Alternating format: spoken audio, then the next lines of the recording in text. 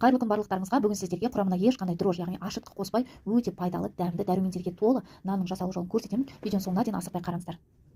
Ең алдымен бізге асқабақ керек болады. Асқабақты жуып тазартып аламыз және теңдей етіп екіге бөлеміз. Бір нанға дәл осы асқабақтың тең жартысы жетеді. Асқабақты тердің майда көзінен өткізіп аламыз. Алдын ала ұндарымызды елеп аламыз. Ұндарымызды алдын ала електен өткізіп аламыз. Менде екі түрлі ұн, ақ ұн және қара ұнды араластырып дайындадым. Ұндарымыз дайын болды.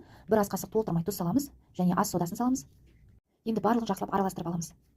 Дайын болған теркіден өткізген асқабағымызды дәл осы ұнның үстіне саламыз.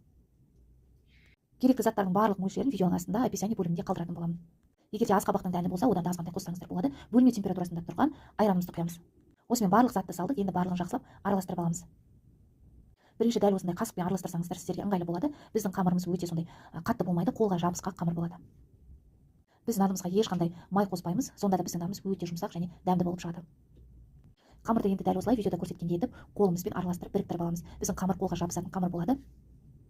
Қамырды ешқандай демалдырмаймыз, бірден тапаға салып пісіре берсек болады. Тапамызды азғантай ғана майлаймыз. Алдын ала пештеріңізді 180 немесе 200 градусқа жақсы қыздырып қоюларыңыз керек болады. Енді қамырымызды жайғастырып шығамыз. Дәл осы қамырды алып, өте қатты жұқа қылмай, орташа көлемде жайып шығатын боламыз. Біздің нанымыз сондай үлпілдек жұмсақ және жақсы көтеріліп пісіп шығатын болады.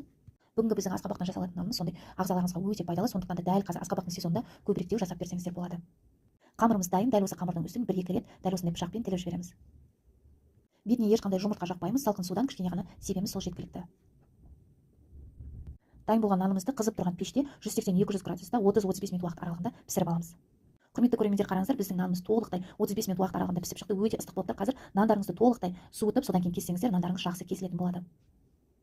Өте дәмді әрі ағзаларыңызға пайдалы бүгінгі біздің асқабақ нанымыз дайын, ешқандай орталары піспей қалмайды, жақсы көтеріліп шығады. Видеодан қарасаңыздар болады, барлығы жұмсақ әрі жақсы кесілетін болады. Бүгінгі біздің асқабақ нанымыз осымен дайын. Сіздерге де кеңес беремін, дәл осы рецептпен жасап, отбасыларыңызға жасап берсеңіздер болады. Құрамына ешқандай май, ашытқы қосылмаса да біздің нанымыз сондай жұмсақ үлпілдек болып шығады.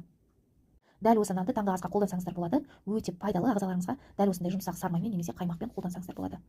Құрметті көрермендер, менің каналыма тіркеліп, лайк басып, комментарий жазып, достарыңызбен, жақындарыңызбен бөлісулеріңізді сұраймын. Дәл осындай қазақ тілдегі каналдарды қолдап, құрметті көрермендер, қолдау білдіріп, комментарий жазуды ұмытпаңыздар. Барлықтарыңызға ас болсын.